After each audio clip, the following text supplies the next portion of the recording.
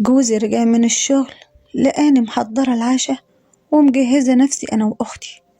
وبعد ما شربنا الشاي وخلصنا دخلنا الأوضة احنا التلاتة.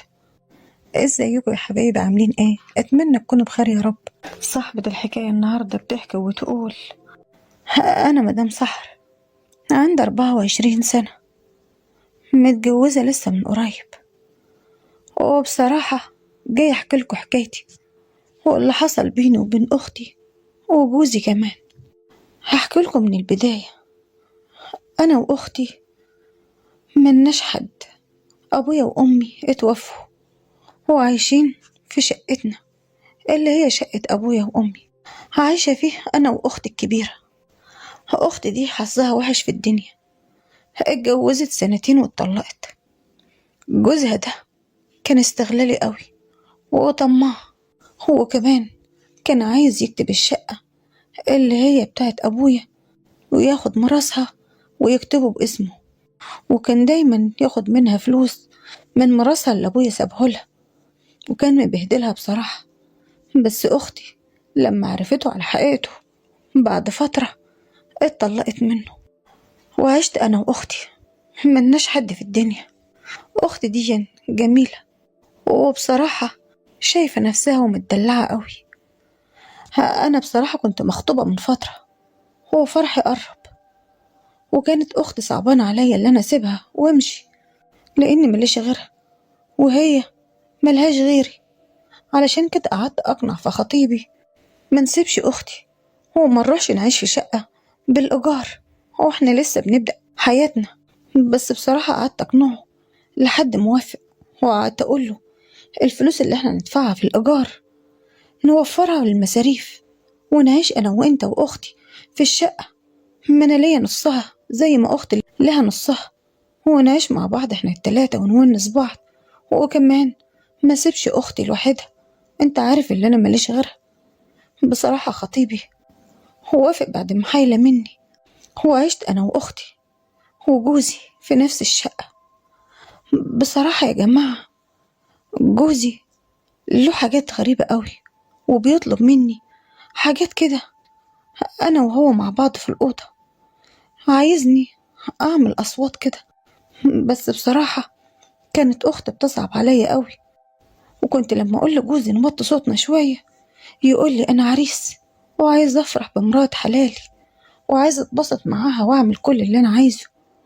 بصراحة جوزي من الكلام كان متقدر ويقول لي أنا عايز أعيش على راحتي، وأنا بصراحة كنت مبسوطة من الحاجات اللي احنا كنا بنعملها أنا وجوزي.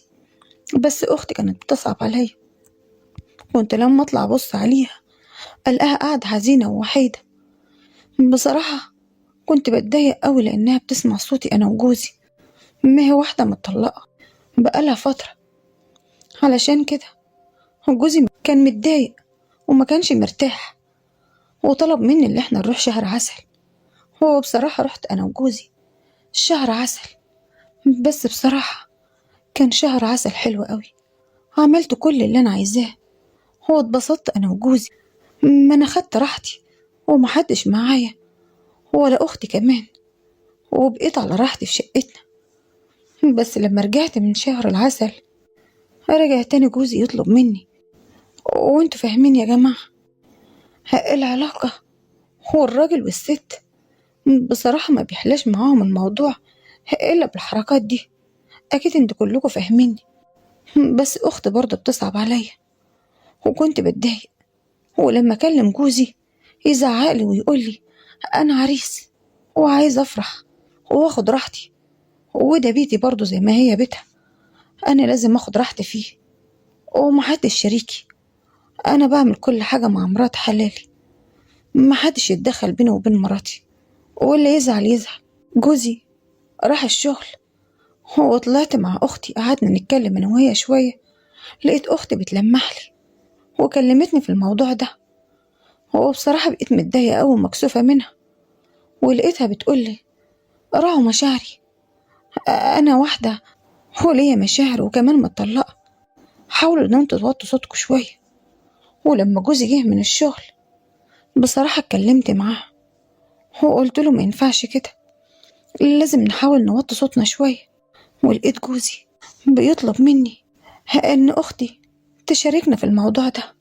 قلت له ازاي يعني؟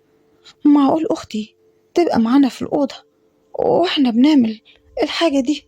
ازاي؟ لقيت جوزي بيقنعني ويقول لي هي بس هتقعد معانا.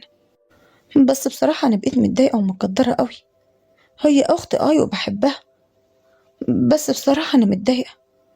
ده جوزي ومش عايزة حد يشاركني فيه حتى لو كانت اختي. وبصراحة جوزي واحنا مع بعض في الأوضة وساب أثار كده. هو مش ضرب، بس أثار حاجات حلوة كده من اللي انتوا فاهمينها، اللي بتسيب علامات في الجسم كده. وبصراحة أنا قصدت اللي أنا أوريها لأختي، وفعلا وريتها لأختي. عملتها على القصد إنها تشوفها. ولقيت أختي زعلانة ومتأثرة قوي، وبتقولي إزاي يضربك ويبهدلك كده. قلت لها لا يا أختي ما تخضيش، هو ما ضربنيش. الحاجات دي بتتعمل بين الراجل والست لما يكونوا بيحبوا بعض وبينهم مشاعر قوية.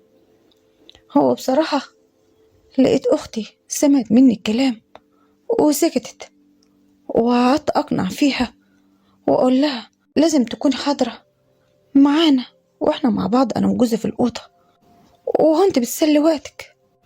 بس لقيتها فجأة اقتنعت بكلامي. ولما جوزي جه من الشغل لأني محضرة نفسي أنا وأختي ومجهزين العشاء واتعشينا، ولقيت جوزي بيقول لي في ايه اللي حصل. قلت له اختي اقتنعت بالموضوع. قال لي خلاص سيبيني معاها شويه وخشي اعملي لنا شاي. وفعلا سبت جوزي مع اختي ودخلت عملت لهم الشاي. ولما عملت الشاي وجيت لقيت اختي منسجمه قوي مع جوزي، وضحك ولعب وهزار. وبصراحه استغربت قوي، قلت ازاي اختي بتعمل كده؟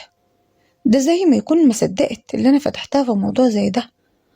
وازاي كده ما صدقت الموضوع اللي انا كلمتها فيه وبقت تضحك وتهزر مع جوزي. استغربت قوي من رد فعل جوزي واختي. بصراحة اخدت جوزي على جنب كده واتكلمت معاه وقلت له هو في ايه؟ هو انت واخد الموضوع ده جد برضه؟ هو اللي انت كنت بتهزر؟ هو لقيت جوزي بيقول لي هو الموضوع ده فيه هزار؟ اكيد واخده جد. انت ما انت شايفة اختك منسجمة؟ قلت له ايوه. وانا كمان مستغربة من ردة فعل اختي، ووافقت بسرعة وما اعترضش على الموضوع. بصراحة أنا مستغربة قوي من ردة فعلهم. علشان كده الفار بدأ يلعب في عبي وكنت متوترة.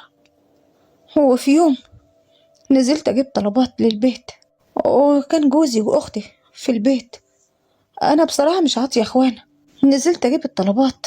ولما نزلت لحد الشارع افتكرت إن أنا نسيت الفلوس. طلعت أجيبها وفتحت الشقة ودخلت، كانت أوضة النوم بتاع أختي مفتوحة والباب متورب كده. اتصدمت لما فتحت باب الأوضة. هو المنظر اللي أنا شفته مش قادرة أحكي لكم عليه ولا قادرة أوصف لكم. بصراحة اتصدمت من الموقف ده واللي أنا شفته. هو بصراحة طلبت الطلاق من جوزي وهو مانع ومرضاش يطلقني. قلت له أنا أسيب لك البيت وامشي، وفعلا سبت له البيت ومشيت وخدت شقة وسكنت فيها لوحدي. هو سبت لهم البيت والشقة. كنت مفكرة إن الموضوع هزار، بس أترن كان بينهم وبين بعض علاقة من زمان. ده اللي أنا اكتشفته بعد كده. مش عارفة أعمل إيه مع أختي وأتصرف معاها إزاي، ويا ترى العلاقة هترجع بيني وبينها زي الأول. وسبت لهم الدنيا كلها ومشيت. يا جماعة أنا جيت أحكي لكم حكايتي علشان كل واحدة تاخدها عبرة في حياتها. ما تأمنيش لأي حد يخش بيتك حتى لو كانت أختك، لأن بصراحة الأيام اللي احنا فيها دي ما فيش أمان. وكمان لكل راجل إن هو يتقي ربنا في مراته وفي بيته ويحافظ على بيته. طول ما مراتك كويسة معاك ومحافظة عليك، انت كمان حافظ عليها لأنها بنت ناس. دي نصيحة مني لكل شاب ولكل بنت. ولو عجبتكم حكايتنا النهاردة ادعمونا باللايك والاشتراك في القناة، ودمتم في أمان الله.